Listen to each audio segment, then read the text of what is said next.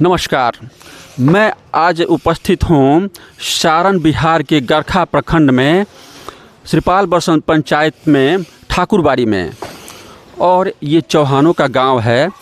और आज हम चर्चा करेंगे कि बसंत में चौहान कहाँ से आए, इसी विषय पर हम चर्चा करेंगे। चौहान मूलतः कहाँ से आए?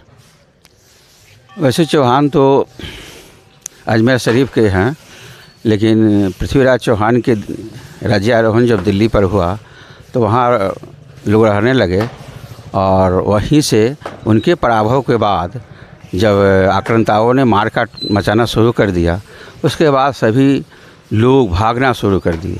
तो वही भागते भागते हम लोग इधर प्रतापगढ़ के रास्ते से होते हुए यहाँ छपरा की भूमि पर पैर रखा और कुछ दिन बिताए एने केने प्रकारे न।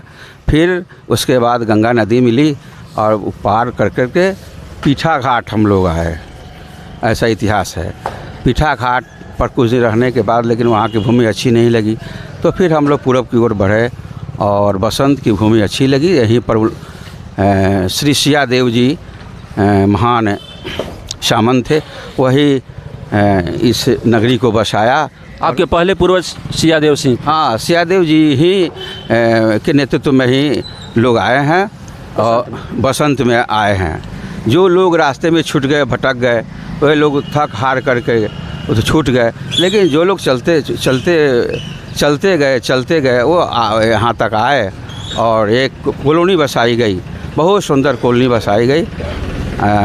उस ज़माने में कॉलोनिकल सिस्टम पर आधारित यह गांव है, जहाँ हर घर के समीप गाड़ियाँ पहुँच जाती है। तो लोगों ने बसाया और शुरू में वो लोग शिव भक्त थे, तो शिव मंदिर की स्थापना की। फिर वैष्णव के आगमन के बाद वैष्णव मंदिर भी बना। स्वामी रामानंदाचार्य जी के संप्रदाय के का मंदिर है। श्री धनुधारी जी महाराज जी का मंदिर आज भी विराजमान है। बगल में श्री शिव मंदिर और प्राचीन है। जब वो लोग आए और कॉलोनी बसाई तो शिव मंदिर की स्थापना की। गांव के पूरब में, पश्चिम में वो लोग बसे और पूरब में मंदिर बना। और फिर इधर बढ़ते बढ़ते आज एक सुंदर नगर के रूप में यह नगर ही कहा जाएगा।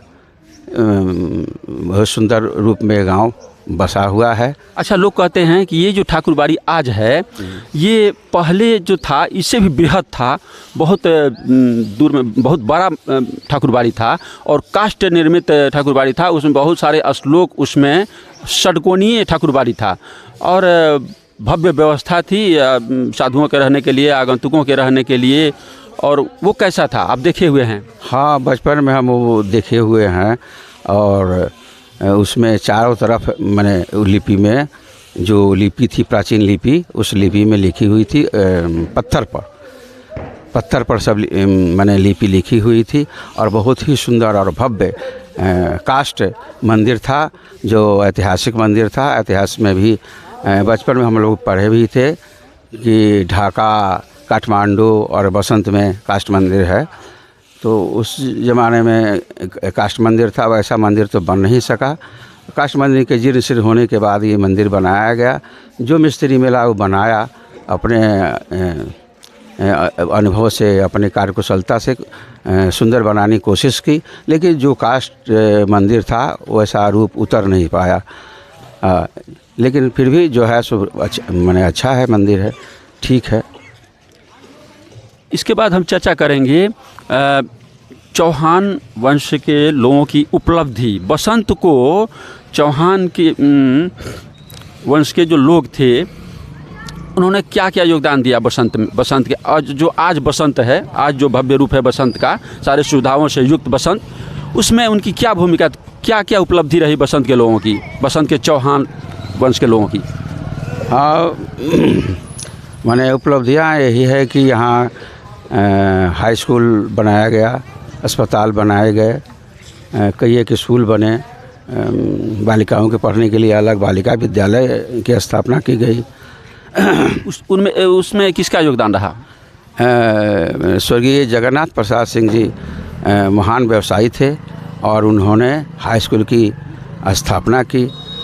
ईश्वरी हाई स्कूल। ईश्वरी हाई स्कूल अपने पूज्य पिता के नाम पर रखा, और ईश्वरी हाई स्कूल आज भी बहुत सुंदर है, भव्य है। फिर उनके भतीजा स्वर्गीय नागेंद्र प्रसाद सिंह जी ने भी अपने पिताजी के नाम पर स्वर्गीय महादेव शरण सिंह जी के नाम पर महादेव मध्य विद्यालय की स्थापना की।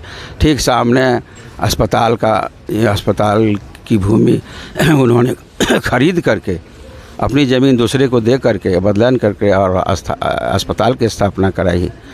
और वहाँ हेल्थ एंड वेलनेस है, पब्लिक हेल्थ सेंटर है, मवेशी अस्पताल भी स्थापित करा। हाँ, मवेशी अस्पताल भी है। सुनते हैं उसमें नर्स वगैरह सभी स्टाफ रहते थे। पहले तो बहुत ही बढ़िया इंतज़ाम था। इधर सब सरकारों के लचर होने के कारण सारी व्यवस्थाएं भी लचर होती गई और जन सुविधाओं में व्यापक कमी होती गई। बसंत में मही नदी पर पुल बाबू जगन्नाथ सिंह जी और स्वर्गीय रघुपति सिंह जी के प्रयास से सुंदर पुल भी बना हुआ है बहुत पहले। अब ये बोर्ड स्कूल कब आया? बोर्ड स्कूल 1891 में स्थापना की गई। तो सबसे पहला स्कूल यहाँ का बोर्ड स्कूल ही है? हाँ, वो मध्य विद्यालय की ही पहले से शुरू में स्थापना हुई।